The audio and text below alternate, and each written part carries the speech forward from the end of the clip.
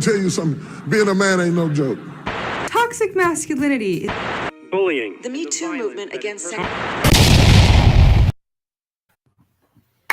Hello. This is Andre again with a Christian Male Perspective. We got our friend Drew joining us. All right. JT's having some connectivity issues, but he'll be joining us shortly. Today's topic, Christian men in the modern workplace. This is the first part of a three-part series we're going to be discussing about men's roles and where men operate at on a normal basis. So we're going to talk about the modern workplace today. We're going to talk about in the modern family or in home next week, and then the following week we're going to talk about in the community. So the three different aspects where men spend our time at work, at home, and out in the community.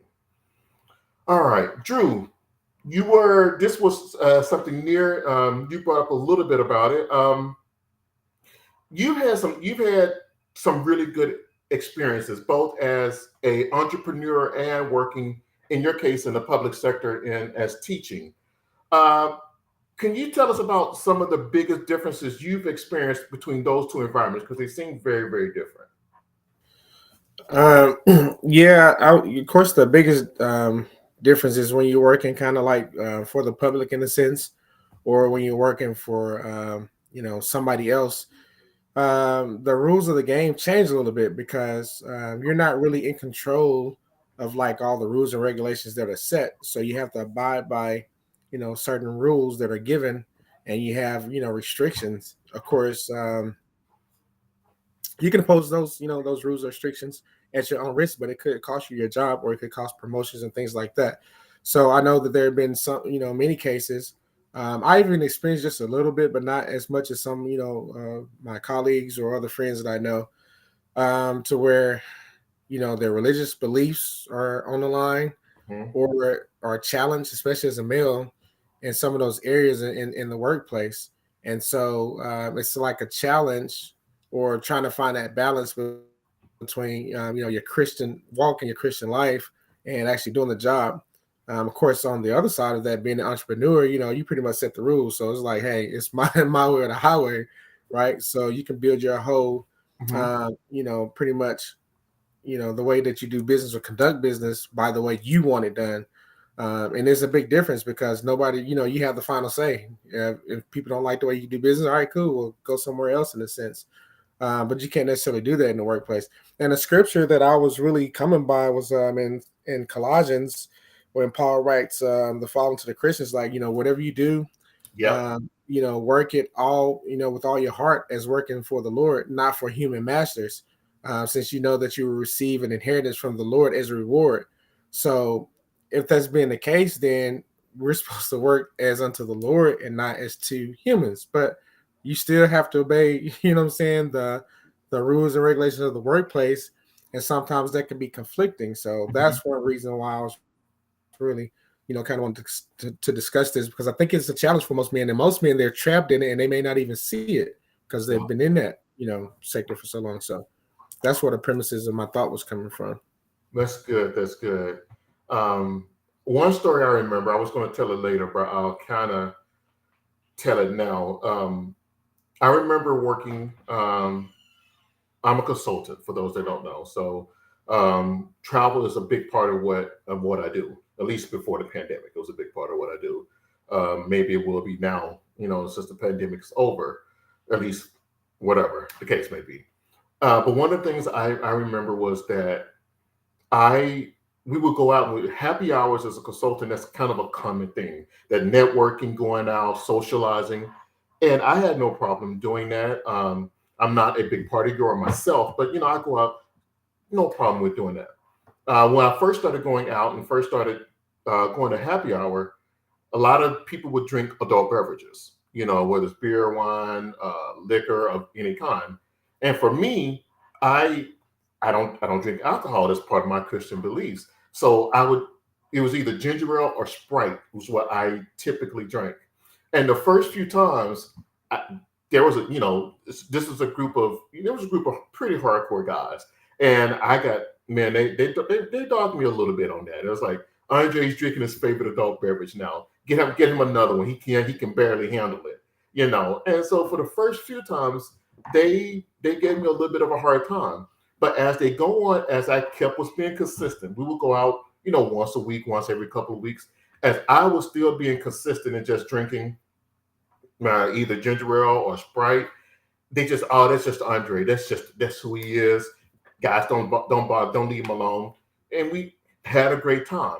But I can say for me, working in kind of that, let's say, high pressure type of environment, there is some pressure, especially as a Christian, to kind of just go with the flow, to do what everyone else doing, to be like everyone else, to get what everyone else is getting.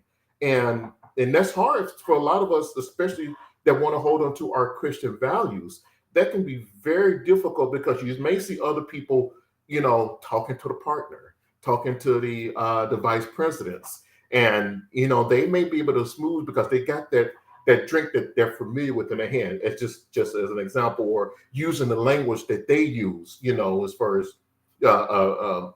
some environments can be very very coarse language, very coarse language, and it's like, you know, when you don't do that, you realize that you may not by human standards be put in a situation for recognition or promotion or whatever, but you got to understand and remember, just as you said, who you're working for, and God will honor what you're doing. And I definitely believe that. One of the things I want to talk about, and I know this is something for us, especially as guys, many times when you meet a guy, what's one of the first questions, Drew, that you ask him after you had a conversation? Let's say you're in a social environment where everybody's not doing the same thing. You're in a social environment, meet a guy at church, you know, you get introduced to him, your wife, you know, make the wives introduce to your husband. What's one of the first questions you ask him, typically? Yeah, pretty much. Hey, you know, what's your occupation in a sense? You know, what do you do for work? You know, kind of want to know. And do you have any idea why you think? Because I think a lot of guys, their identity comes from their work. And I'll be, you know, transparent and honest. When I first started working, I wasn't married, so I worked 3 years or so before I was married. Yeah. My typical work, I worked for a commercial consulting company, and my typical work day was I would go in and I would start work at 8 o'clock ish, between 8 and 9, depending on when I got there, and it would not be uncommon for me to finish work at 8 or 9 at night. And I remember calling when Victoria and I started dating. I remember calling Victoria. It'd be like 9 o'clock at night, 10 o'clock at night, and I'm just now leaving work, going to pick up Popeyes, you know, for dinner. But I can attest, a lot of my identity originally was in what I do, and that's something I still struggle with, trying to balance that now. What do you have? Why do you think we, as guys, we're so focused? I know we're built to provide, but there seems to be a little more than that. Yeah, and I think, like I said, again, that's where we get lost in. You know, it's like we get lost in the kind of the ways or the tradition of the world, right? And so that's like one of those big things that gets brought up because, and honestly, I think on the side, just when I think about it now, since you really brought it up, it's almost like, okay, you're successful, right? I see you in church, but what do you do, right? Because at some point, like, we're all striving to be successful. So it's almost like, well, if you're a Christian, what occupation are you doing that's different from mine that's causing you to be successful in the sense? And, you know, I want to grow with the same level of success.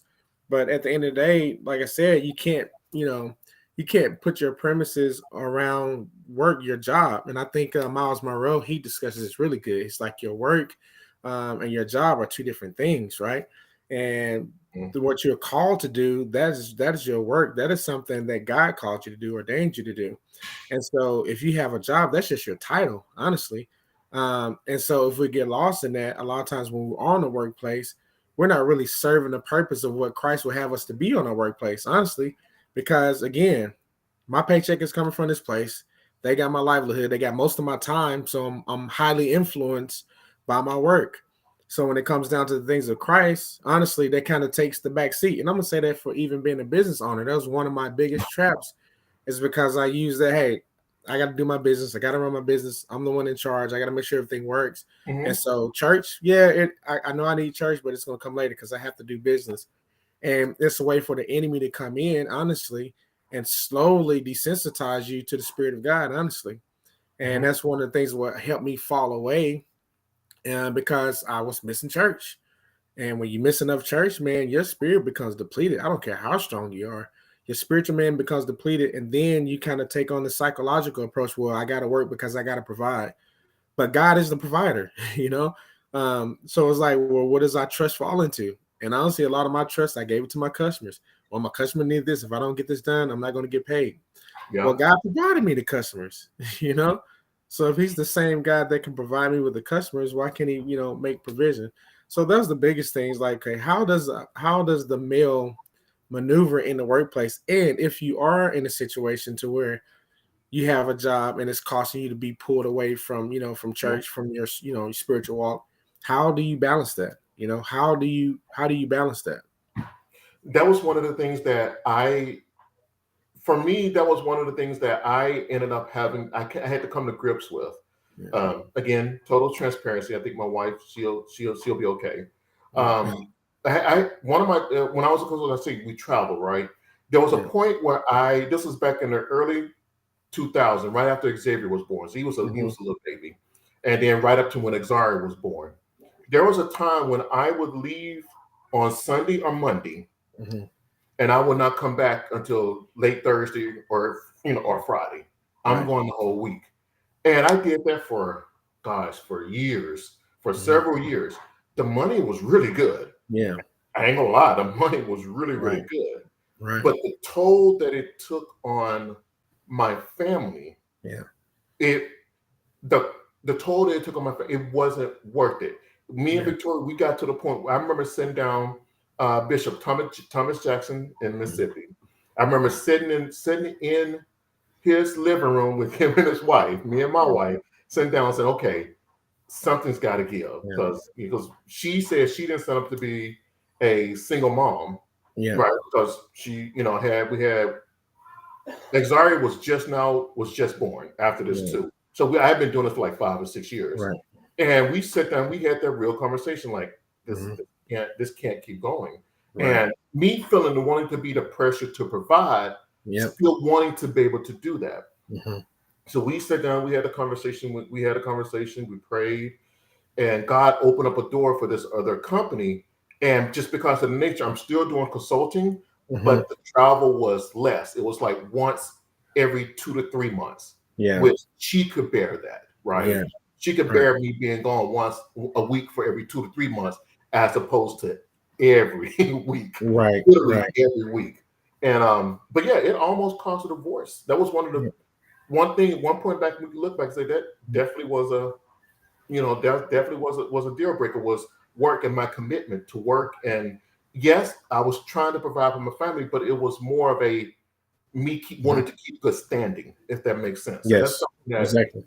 We as men, we can fall into that trap so easily, that status trap. And and I think some of this that we're naturally built that way. We're naturally built to want to climb hierarchy. They say climb the ladder. It's really wanting to be, I'll say this, it's wanting to feel respected. Yeah, exactly.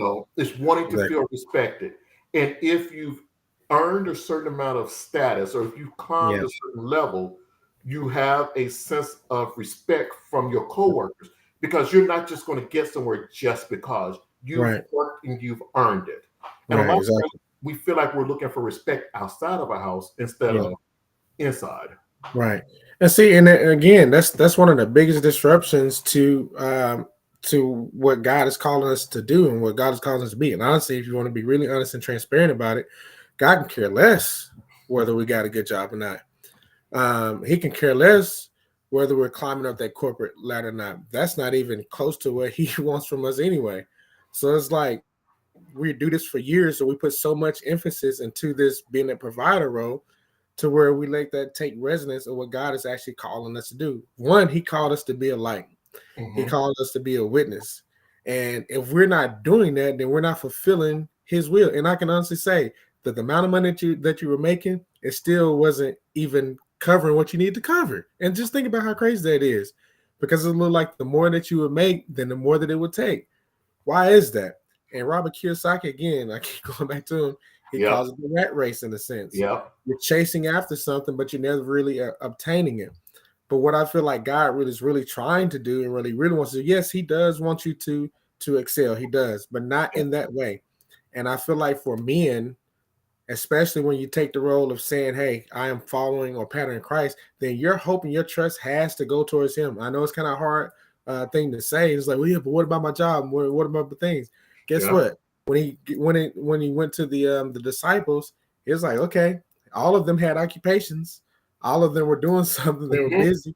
But he said, hey, all right, count up the cost. If you're going to follow me, it's going to cost you something. Yeah. And so I know it's the same way with Christ. That's if we're following Christ. If we're not, then hey, this conversation is not for those. But I believe there's some men who are literally trying to, hey, my life is not where it needs to be. I'm way out of alignment with God. The things that I'm doing, yes, I'm successful in my right, but spiritually I'm depleted. It's causing me to fall into some things that I don't want to be in, whether it's chasing other women, whether it's having illicit affairs, or whether it's my spiritual life is to the point to where, I don't even know where I am on the spectrum. I have no power. And if that's what we're talking about, because you in this walk, man, you have to stand up and be tall in some areas if you're going to represent Christ well.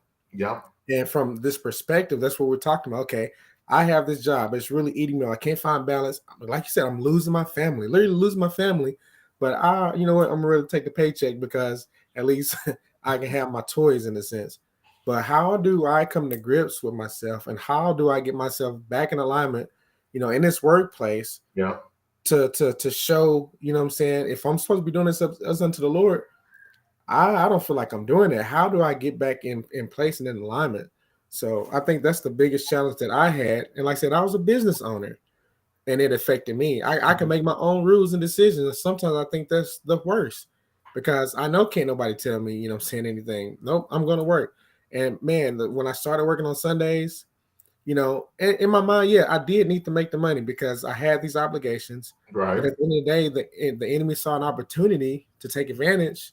And it's what I got to work this Sunday because I got to finish the job. If I don't get finished with this job, I'm not going to get paid. This invoice is still open. It may be $5,000 or $6,000, man. And I may need that to cover, what I'm saying, going into next week. And it was, I'm not going to lie, it was really hard to find that balance. Yes. So I can honestly say that I wasn't seeking God. I can honestly say that. I wasn't seeking God first. I was using him as like, my co-pilot in a sense. Like, you know what I'm saying? Just being honest about it. God, you see what I'm going through? I'm still asking him to bless me, and he is blessing me. But yeah, still, I'm not, what I'm saying, upholding the bargain. So I think with that one, I think is definitely something you brought up, with that power comes responsibility, right? As Uncle Ben says that. And I quote him a lot. So you did bring up something interesting. Jumping over to our next topic is, as men, you remember the whole Me Too movement of, gosh, this was a few years ago, right before the pandemic, the whole Me Too movement. And that was something that I think it was needed at the time. There was just, you can't do the stuff you were doing. I know the Hollywood and all that, but that really brought to light for me personally, a couple of things that we as men, we really have to be mindful of. We really have to be mindful of is our relationships at work, right? We have to do that.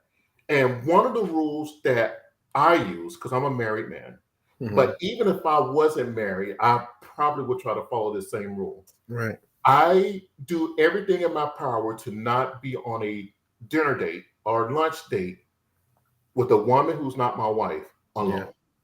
Yeah. Right. And I know I'm planning to go to Vegas for a conference. Lord said the same. I plan to go to Vegas for a conference. It's going to have a wonderful time. The last time I went to this conference before the pandemic, it was me and another one of my coworkers. It was a guy. But you walk down, you go through the conference, you go somewhere, you go to eat. We did that. Yeah. And you know how in Vegas they have the showgirls or whatever on the streets taking pictures. And they're like, come take a picture with us. And I'm like, there is no way you're gonna see me standing up there, and with this other woman so they Right. could get plastered on social media. Yeah. In the same way, I didn't want to put myself in a position to go out to a lunch or dinner date with another woman so Right. that something could be said. And in my eyes, I'm protecting myself and my Yeah. wife, Right. but I feel like I'm protecting her as well. Yeah. Because if she's in a relationship, I don't want her boyfriend or husband to Right. think there was something inappropriate Yeah. going on. Right. So that's something that I personally do. So I've never really had a relationship or in with a coworker, Right. but it's something I know you've had both environments. So Yeah. Yeah, and like I said, and again, it's the real thing. Like I say, we here to talk about the honest God truth. That's what the enemy wants, and he will set it up and make it so easy. He makes it so tempting, and I can definitely relate to that, especially on the being the business owner part, because when people don't even know the whole story, but when they think you got a little power, or they think you got a little something, it attracts so many different people, and especially women. And I found, and that's why I was thankful, when my little sister came to work for me and she was a receptionist in the office, because it kind of mitigated a lot of that, right? It kind of toned down some of that conversation. And also, we had this lady, Miss Marlene Washington. She came and she was helping out as well. And a lot of times, like, they can see straight through some of these females, because us as men, sometimes we get dumb.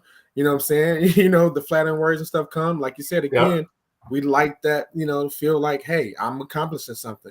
And I remember this one time, there was this young female. She kept coming in with nothing wrong with her car, but she, what I'm saying, she has some other interests in mind.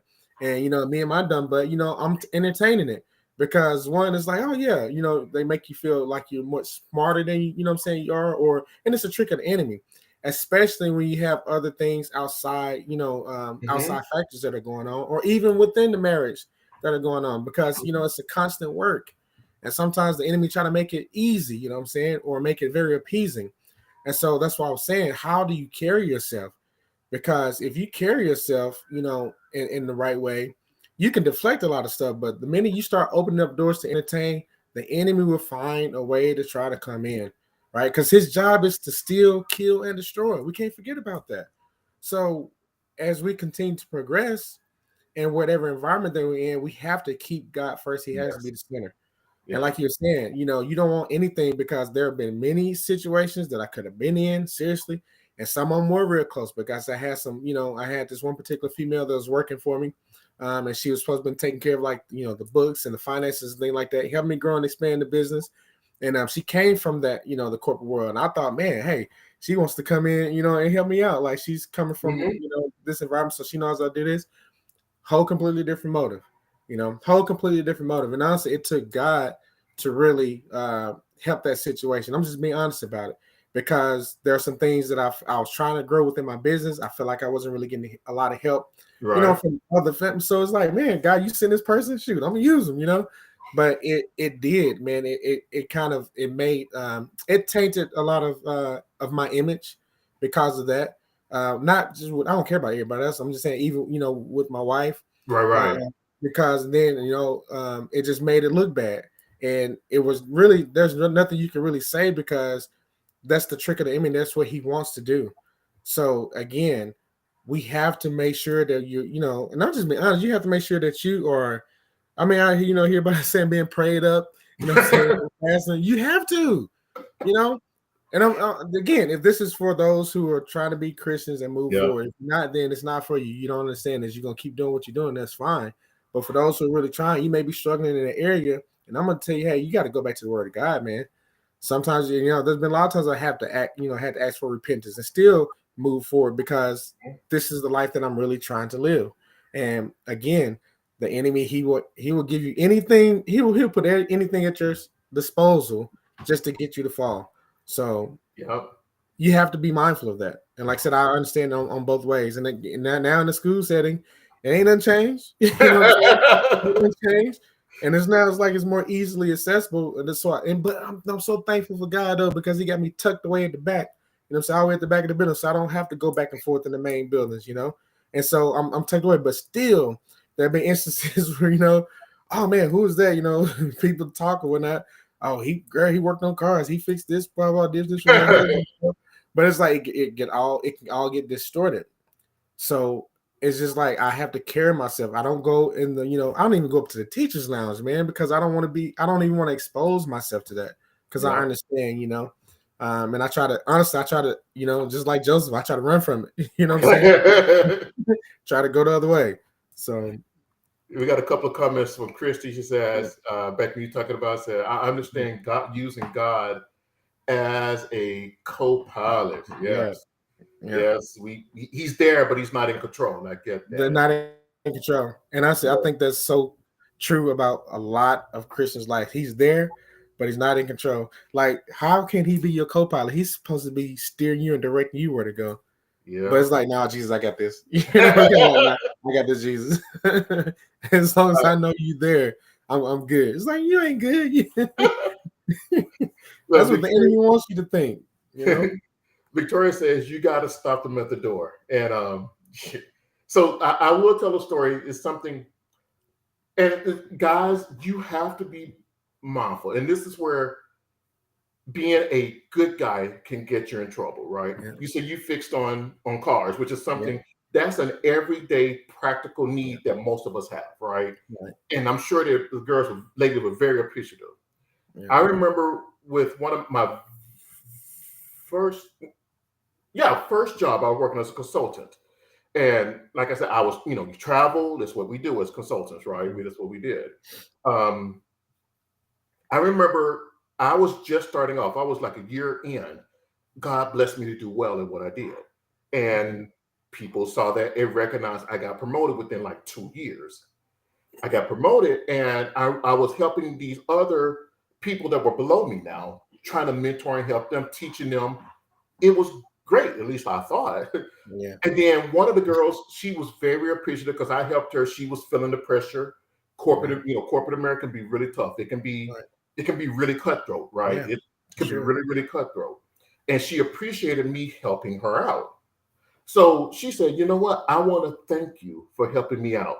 Why don't you come over for dinner and I can cook dinner to show appreciation? Right.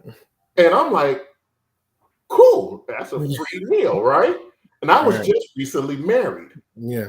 Wasn't single. Yeah. So I go home to my wife, and I don't know if she remembers this, but I go home to my wife and it's like, hey, because I told her about the people that I've tutored and mentored, so she knew the girl's name. I'm like, hey, so-and-so invited me over for dinner. I'm like, cool. Yeah. And she was, and that's when the fight started. That's because for me, I didn't think anything about it. Right, exactly. I'm helping her obviously at work, and like I helped her and a bunch of other people at work. Yeah. So I didn't think in my mind, think anything about it. And there could not have been any alternative motives that she had. I'm not going to ascribe and say that there were. Yeah. But my wife, she, as she said, she stopped him at the door.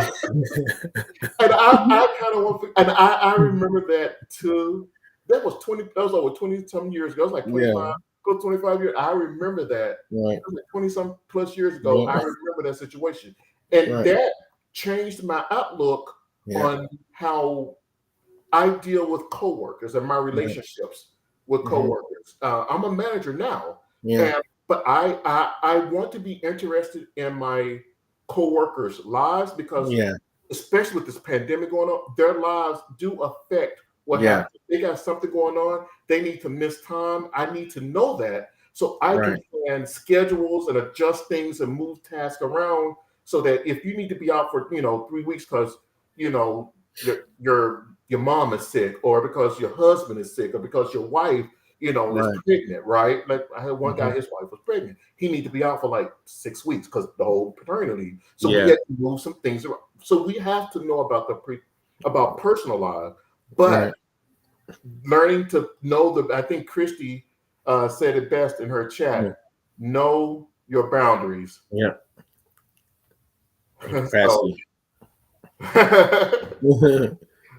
So Victoria says, I don't know, new info for me. I'll tell you about it.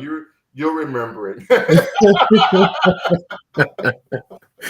Don't worry, I'll tell you about Oh man, it. it's crazy. But But yeah, I mean, it's good to like reflect back on it because honestly, there's a level of spiritual growth that you adapt to. And honestly, those same things, you're not gonna, go back to, especially when sometimes we were ignorant to a lot of stuff, seriously. mhm, But when you know better, you do better and you move forward. Now, we talking about the modern workplace, man, it's so prevalent now for that stuff to go on. You know what I'm saying? yeah, It's so easy to get sucked into it now because everybody's like, oh no, this is just the way that it is. And again, I've been on several trips. I just got back from Wyoming. Well, not just got back from Wyoming, but about a couple months ago, I went to Wyoming, and this is for school stuff, man. They said that to go and view a campus out in Wyoming, Wildtech, and I saw teachers and stuff that are there. Of course, there's about 36 of us at the time. And of course, we're all on the bus. And they pay for everything. So when I say everything, like you get on the bus, there's like 2 coolers full of booze and whatever else case may be. And of course, had it been a few years ago, shoot, I would have been right up there with them. Probably been one of the loudest ones in the bunch. Not gonna lie about it. Just where my mind was. But even with that, what the conviction that God brought to me is like, I know it. I know what it does to my mind. It alters, And He told me to keep my mind sober. So therefore, yeah, I won't even do like, what's this nightcap or whatever case it be. No, I'm good. You know what I'm saying? And when God delivered me from that, then I don't want to return to it. yeah, But it's so in this modern world, even the women, like everybody's for it. And so you see, what I'm saying, these couples and stuff pairing up, oh, well, my husband is at home, so we're on a trip to just have a good time. And you know what I'm saying? That's what they do. They're having a good time. And so, man, and I never forget, man, because I'm not gonna lie, like when you deal with challenges in the workplace and in the world and in your own personal life, yeah, some things can be very tempting. They sent me up to Dallas to this conference, to this ASE conference, and man, you're just with all these people, man. And I don't know. I'm not gonna say I was feeling weak, but I was feeling the weight. I know the enemy was working, and I knew that, man, because they had got us tickets to the baseball game, or whatever. I mean, like I mhm. said, and that's why I'm thankful I didn't partake in any of the like the drinking or anything like that. Because had I, it would have changed my mind. Probably would have been susceptible to it. But man, I'm telling you, I went to my room and I had that little talk with Jesus. I'm talking about I prayed and I went before the Lord. And I mean, and the Spirit of God just took over. And I say that because that next morning, like my eyes they were looking. The next morning, my eyes were a little swollen, right? And so some of us said, oh, man, you had a good time. I said, man, y'all don't even know. I had the best time, But I was in my room and I honestly, and it was a fight, but I got the victory. There was this lady. She saw me at the coffee because I went out to get coffee.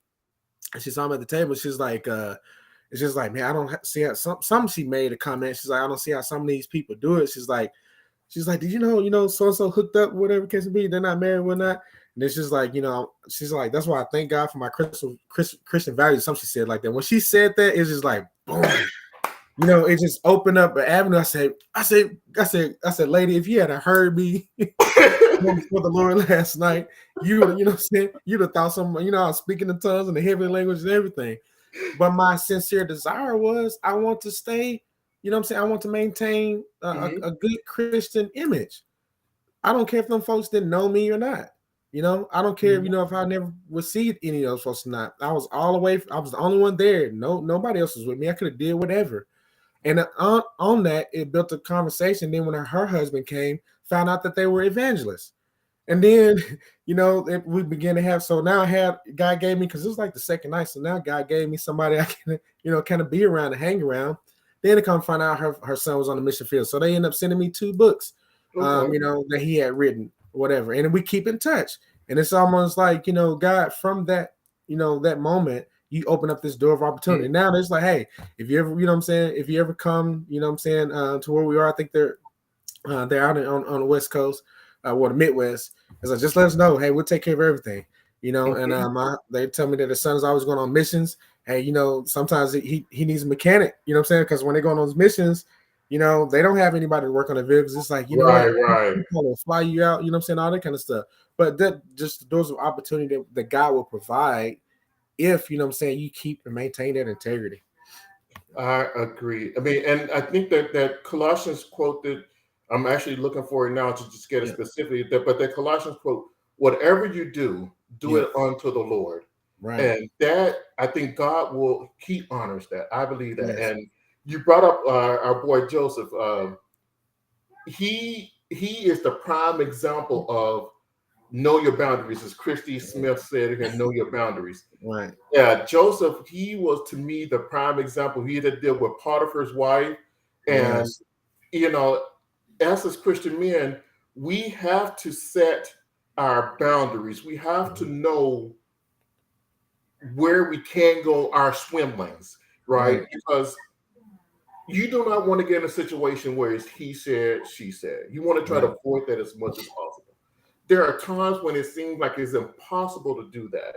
And Mike Pence, you know, the ex-vice president for Donald Trump, he had a rule where he brought his wife, the Pence rule is what they called it, where he like brought his wife or another aide with him whenever he went out on a business or a date, if there was another lady involved. And some people, they gave him so much grief about that. But when I heard that's the way he conducted himself, I'm like, that's a really good idea. Right, exactly. Because I figure at the worst case, if I'm out with two ladies and we're, after our business meeting, whatever the case, both of them will have to conspire together to lie on me. And at that point, I got the best lawyer in the world in God. So I'm just,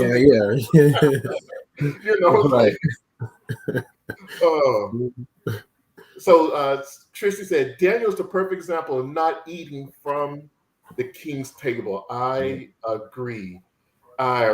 Daniel, to me, when I model my work attitude and ethics, the two people I model, of course, is Jesus. But from the two human examples I model is Joseph and Daniel. And Daniel is a good example.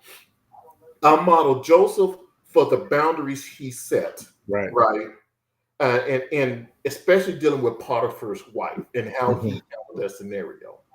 And so I try to model as best as I can Joseph in that scenario. And his forgiving heart to his brothers, because in this business world, people are going to end up doing you wrong. That's just going to happen.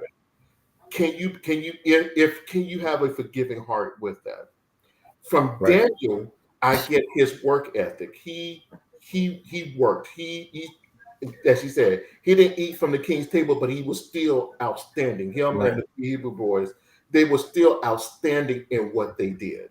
So that idea of excellence and working, those are some models that I personally consider.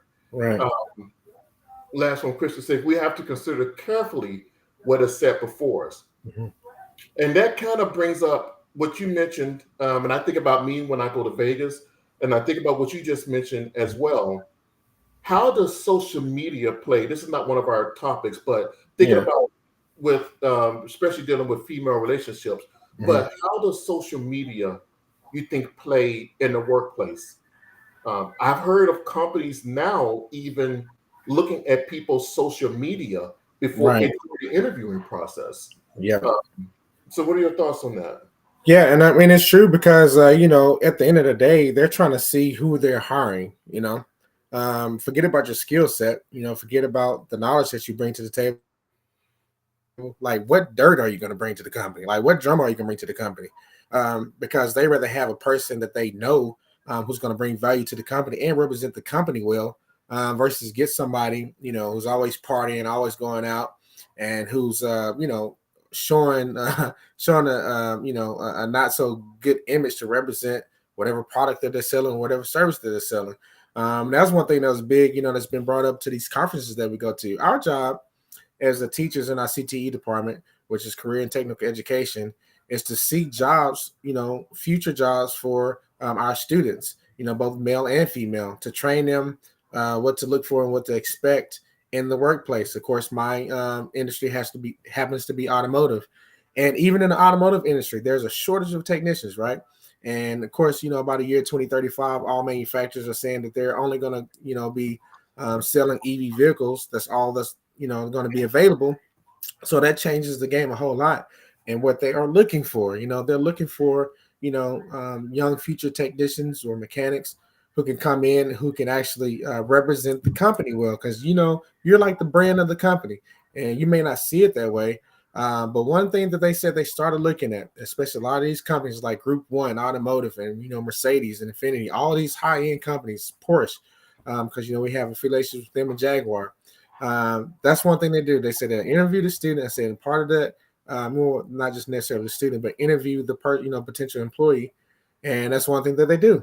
They look at their social media to see how their lifestyle is on their social media, right? Because if they're saying one thing, they look at the social media and everything is going opposite of what they're claiming to be, then they're going to take that in consideration, right? Because honestly, and I tell my students all the time, your character is who you are when no one else is around. Yep. When no one else is looking, that's who you truly are. And so a lot of times that does creep up through your social media. You may throw some crazy stuff on there, think nothing else about it, but somebody else on the outside, that's how they're judging you. Yeah, it may be not the fairest way to do it, but honestly, a lot of employees now are given, giving employers no other choice but to do that. Because now they hire you, they pay a lot of money to invest to get you on, train you up. That's a lot of money that they spend, only to find out, 6 months later, that you don't show up on time, that you're lazy, that you don't do half of the stuff that you say you can do. And then they can look at your social media feeds and they can see, oh, you're supposed to be at work, but you're out on vacation. Or you're supposed to be at work, but you called in, you said you had a death in the family, but you was at a party. That's not being responsible. So at the end of the day, it's not that they're just trying to dive into the lives like that and dig into their personal lives, but it helps because they just want to make sure that who they're hiring is going to best service their customers. And you don't want somebody who's not going to be dependable and be responsible. So it plays a big factor, and I see that happening more and more. I tell my son, I have a 20-some-year-old son, and I tell him and all the young men that I mentor, we go mentoring group. And I tell them all the same thing, because there's a whole thing. I think it was Trayvon Martin who had the hoodie on. I'm trying to get them right. There was the young black boy with the hoodie and that tragic situation that happened. Yeah. And that was a tragic situation, no doubt. Yeah. But one of the things I did inform them is that you may be one of the best kids in the world. Yeah. You really do. But people are going to judge you, rightly or wrongly, on what you present to the world. And you can say that's unfair, you can say that's unkind. I'm not going to disagree with you, but you can either try to operate in la la land or operate within the realities of this world that we're in. Right. And that's something that we have to be mindful, especially for those of us who are trying to walk this Christian walk. Mm-hmm. Everything we say and do is a testimony. Everything we say and do is our witness. And because we say that, we have to be honest that we're going to be under even more scrutiny than just the average person. Exactly. Because you don't have to like it, but it is the way it is. It's what you signed up for. It's really what you signed up for. So we have to make sure we dot our I's and cross our T's even more than the average person does. And that's something we got to be mindful. That's not only, your social media. Yeah. I think that, what you put out is who you are. And I'll bring it up. And Kyrie Irving, right? Yeah. He put out a tweet that some people thought was anti-Semitic. Yeah. And whether or not Kyrie was, if he is I don't know him. I can't say. Right. I don't know. But if my personal opinion, if you're going to retweet someone, you have to stand by. No one makes you retweet something. No one makes you tweet something. Unless someone got you at gunpoint, then we got to call the cops. But other than that, if you put it out there, you have to defend it. Right? Everything we say on this podcast, we put out, we have to be willing to defend. And if you say something wrong, just own up. Hey, that was wrong. My mistake, bad. We're human. Give each other a little bit of grace, and we'll give grace on that. But what you put out on social media, I'm thinking about John Morant. We just talked about him last week. You weren't on, but we talked about him. Him putting out the stuff he did on social media. Yeah. And it's not. yeah, the whole strip club thing, the gun thing, but now he's Yeah, having to deal with investigations. He's having to deal with stuff that, that in an ideal situation he would not have to deal with. yeah, And I honestly pray the young man just gets the help, take the time away he needs so that he can put himself in the best situation because people yeah. make he just signed, I think it was a 200 some $1 million deal. Contract. Yeah, plus Yeah, Nike deal. So yes, he has money.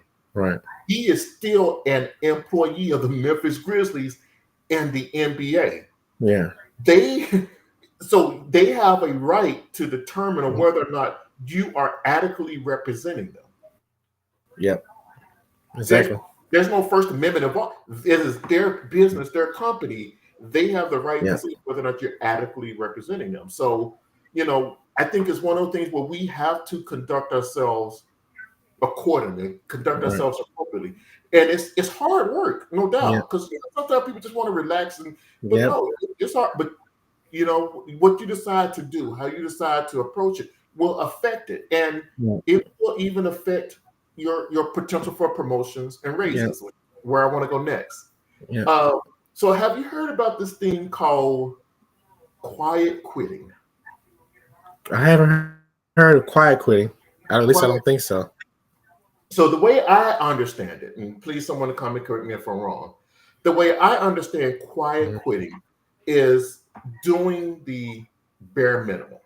Okay. Just going in and doing your job.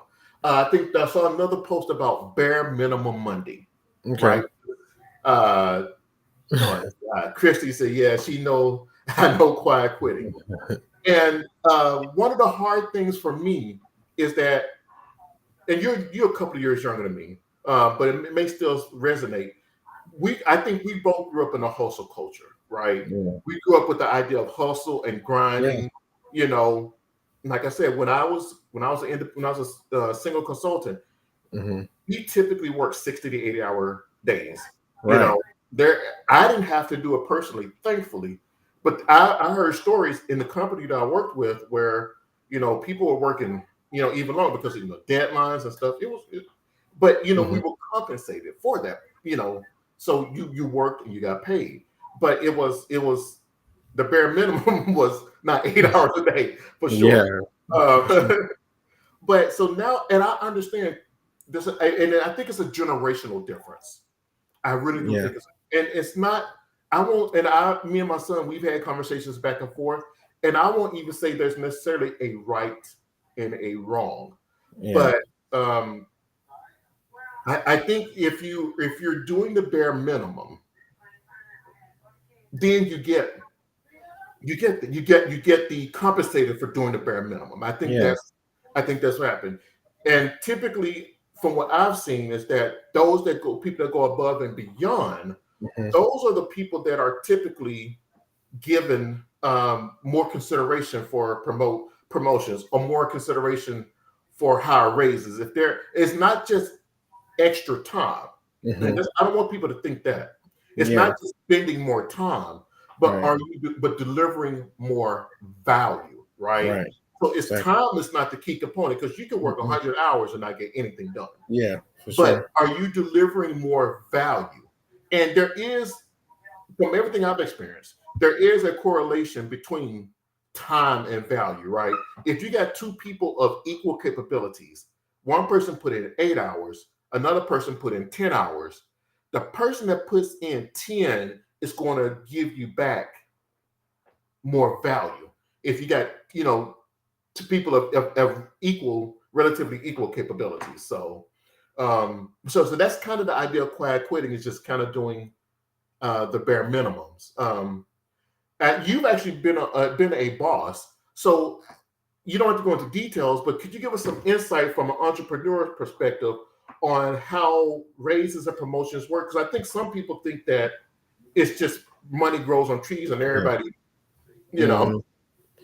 No, I don't. And and I said, and this, I'm glad that I have this point of view because, and I worked hard. That's how I got promoted when I first started working at Long Lewis for Lincoln Mercury. That's how I got promoted.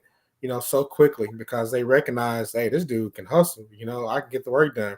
I can remember when I started off, I didn't have the fancy tools, and I was doing tire rotations faster than the guy who had an impact. Now the impact is something that you just hook it to the airline, you push the button and it zips off the lug nuts. And I was doing tire rotations faster with just a breaker bar, turning it fix with my hand than this dude with the impact, because I hustle, like I got to get the job done, and I didn't even have to say anything. But there's like, man, and the boss at the time, he when the tool truck came around, he purchased an impact for me. He's like, man, I want to make your job easier. But he noticed something in me. He noticed my work ethic, which that's why I thank God for my dad, because I did get that from him. So just seeing that alone, it helps you. And that's why I tell my students all the time, if you want to be successful, you can't just do the bare minimum. I was like, there's only one LeBron James in the entire NBA. Only one. Mm-hmm. Why is that? There's a lot of players there that there. Some of them just satisfied, I made it to the NBA. Okay, I'm cool. LeBron's work ethics, they're completely different from anybody else in the NBA. How he eats, how he treats his body, and his response, what I'm saying, when it comes to a loss or whatever case may be. Hate him or love him, the dude is a bad dude. You know what I'm saying? I'm not even a LeBron fan, but I respect the man's work ethics. He puts in the work and it shows. Mm-hmm. So when you go to these jobs, you have to put in that work ethic. You go in and again, it's the ones that, hey, I'm just here to collect the paycheck. Man, I'm gonna tell you right now, when I hired this dude, he was actually my friend, and that's probably one of the worst decisions that I could have made. Yes. But yes. I was paying this dude top money, and I started him off, saying about $25 an hour, and then within I'll say 3 months, I bumped him up to almost $28 an hour. And because he was needing the money in a sense, and I get to understand, but I told him, I was like, man, you get the work out, hey, the money is here. But man, he let everything else get into the way of him being productive, and man, it was killing me. So I would have to go in earlier just to try to get the work done, so I can make sure I'm covered for the day, and then stay late, and then work on the weekends. So after a while, I was like, look, this ain't working, and I had to have that hard conversation with him. Like, look, hey, what's going on? Because what I'm getting out of you is not calculating to what I'm paying you. So something's got to change. And, of course, he had all these things that was going on, mentally and at home and things like that. So I get it. And I started, trying to mentor him a little bit, but it's like every day, man, I'm having to spend 30, 40 minutes just to get this dude going every day. I'm like, man, time is money. And so finally I was like, look, you got to go. You know what I'm saying? You got to go. You know what I'm saying? I'm sorry it didn't work out. I'm sorry, you know what I'm saying? You have all these things that are going on, but it's killing. And it killed and not only that, if he was doing 100% good work, it may have been a little bit more tolerable. But then when I'm getting customers calling me like, hey, the guy worked, I know that you didn't work on my car because I never had no problems, but hey, I got this issue. And then having to call the tow truck to go pick up a car because we got finished with it, but the customer didn't make it home. Or giving them my car so somebody can use it just so they can be able to get to work because they got stranded on the side of the freeway. After a while, it just takes a toll, man. And this, nobody wants to deal with that. Yeah, a lot of people, they do get by, they skate by. But at the end of the day, that's why I said, when you're talking about being a Christian man in his workplace, you're not doing it for man anyway. You're doing it as unto God. So the way that you're treating the workplace, right, is a direct reflection of how you're treating God. Like, okay, God, this is what I think about you. You bless me with this job, whether you're Christian or not. God bless you. He said he give you the ability to gain wealth. That's the word. And so if you're sitting down and just, halfway trying to do it, man, you're not doing yourself any justice. And that only goes, I promise you, man, that only goes, you can only get by so long. And most of the times people get by and they get by and they get by. And then finally when it catches up with them, it's like a, it's like a whirlwind effect. And honestly, most of those people, they lose everything, and then they want, well, I don't know why. You do know why. You're barely working. You know what I'm saying? And the Bible says a man don't work, that man don't eat. Yeah. And that may be harsh, but that's what the word is saying. That man don't work, he don't eat. So if you're doing it in the workplace, be mindful, be conscious, right? If you don't, and it's hard to say now, doing to others as you have them doing to you, because some people, they're just, I don't know, it's just a different generation, man. Yeah, it is. And this generation, they don't care. It's like we kind of talked about a little bit on the other messages. They just don't have that, that stick-to-itness about themselves. They don't have that motivation. They don't have, these good morals and good characteristics. So it just kind of get lost in the wash. But it's still true though. They still want, and that's why that's why we're being replaced by robots. We're being replaced, and it's not because you going there. Okay, let's go there. because the robots are taking over. If you want to think about it, man, I went talking about Vegas, went out to Vegas and stopped at this diner and ordered the food and whatnot. And of course, there's a kiosk. You put in your order, and you get your food. You go sit down. Next thing I know, there's this freaking robot coming from around the counter and bringing the food to the table. Back in the day, it was like, man, can't no robot do fast food. These robots are cooking burgers, doing the fries, and not burning them, and they're every day. So it's almost like you can say what you want to say. Elon Musk and he just built this new gigafactory in Austin. Yep. And over 90% of that is ran by robots. The stuff that the men used to do, they even got these robots that go around through the whole. It's like routed through the whole, warehouse, and they carry the parts around to different designated areas. They used to be somebody's job, but since they didn't show up, or that's we'll get a robot to do your work. And so one robot can replace 10 human beings in a sense, if not more. So robots that's what we're wrestling against now, and you can't compete against a robot. Even me being in tech consulting, understanding that. Robots don't have to rest. Nope. Robots don't have to eat. Robots don't have to take time off for COVID. It's just that's the reality in which you live in. And at some point, we're going to talk about the idea of being competitive because we've kind of hinted around it. Yeah. But the idea of being a competitive man, that's something I do want to take. I do want to spend some time at some point in the near future talking about, because that idea of competitive will cause you to do things. And there is a balance in all of this, and it's not easy, right? Yeah.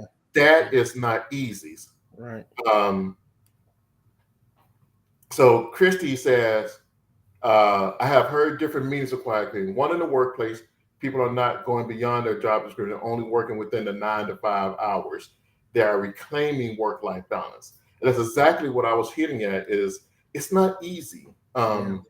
It's not easy finding that balance, because you want to be able to show value. You want to be able to do an excellent job.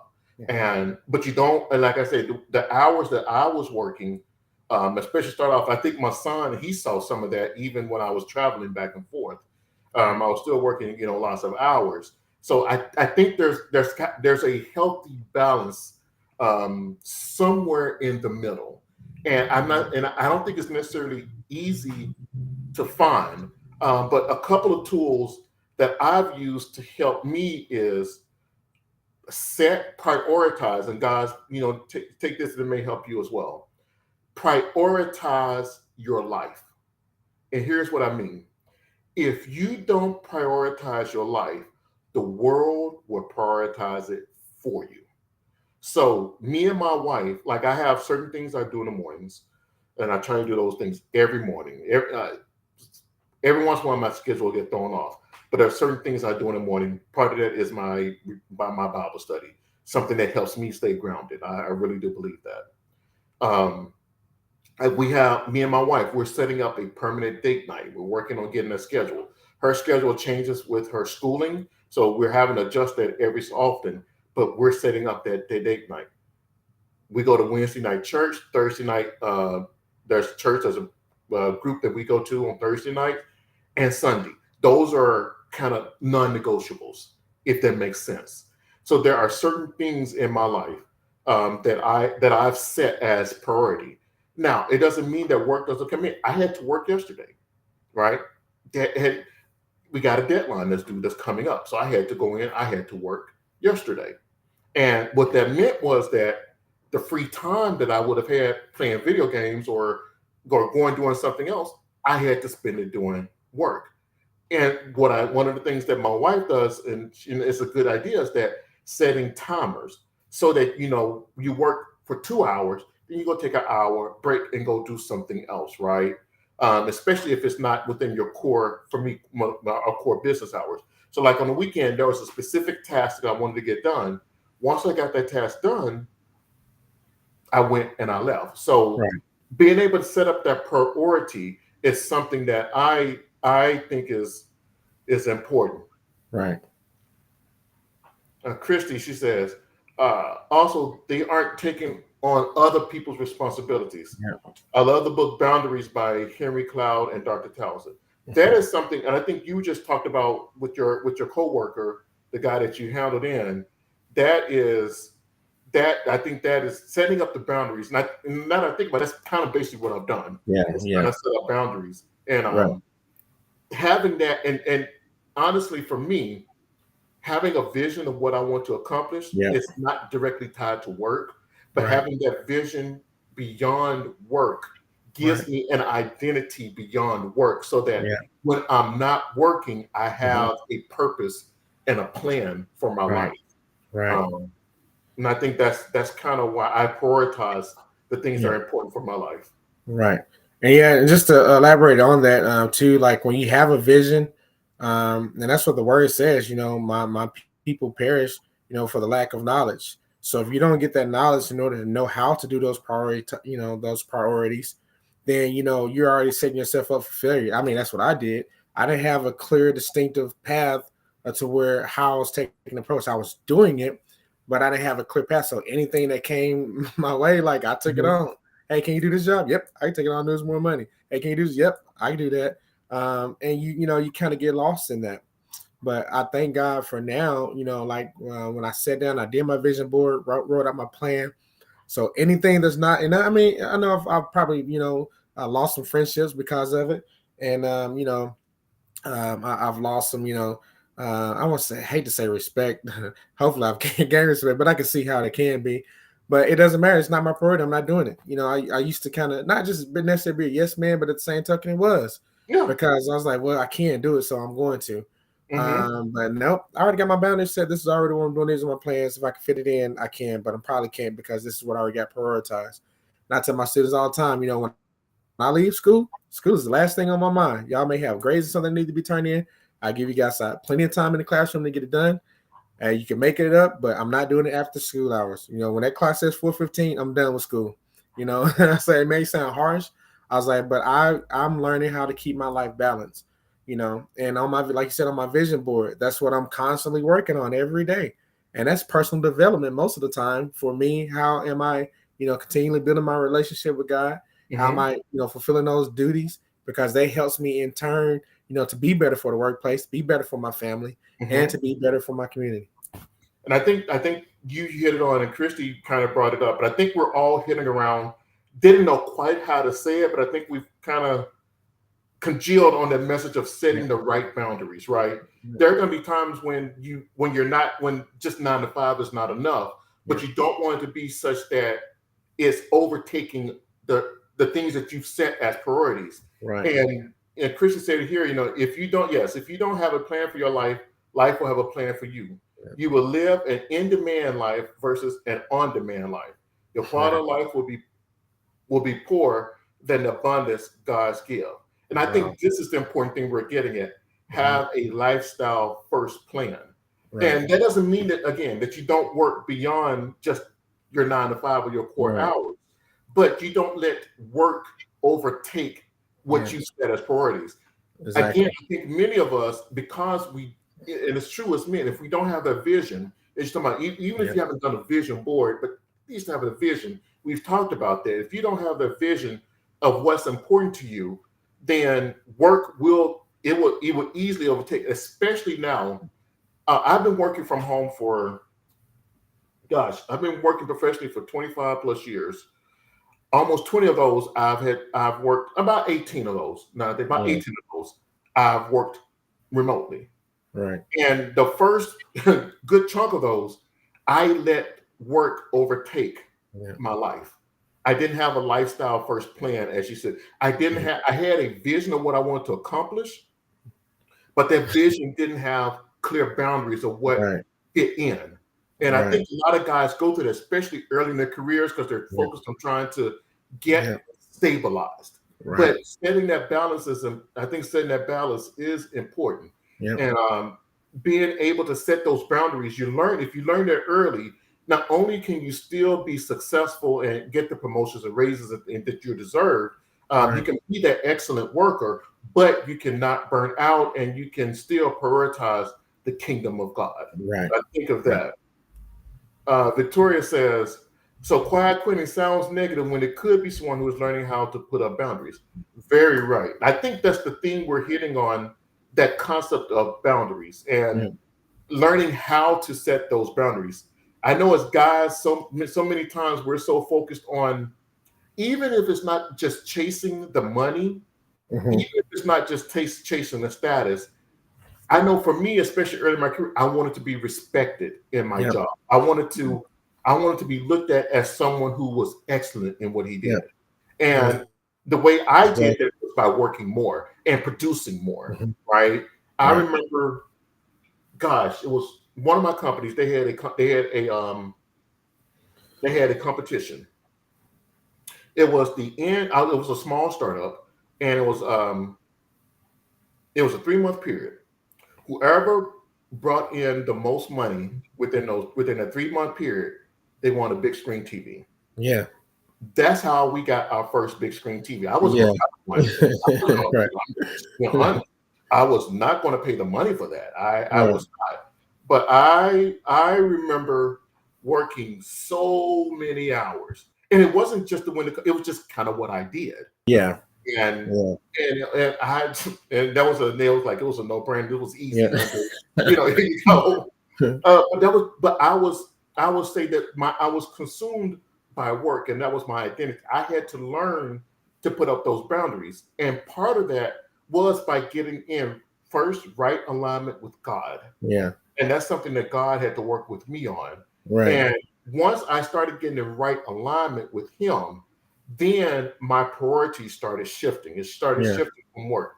Doesn't mean because I'm the only breadwinner for my family, so Yeah. I have to work, right? But it doesn't mean I didn't work. It's just that I was able to put up the boundaries. Again, that's our word for the day, and Right. to learn how to fence it in and not let work spread out like a bad fungus into the rest, Yeah.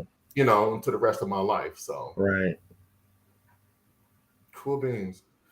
This is Christy saying, yeah, she's giving nod to what Victoria said.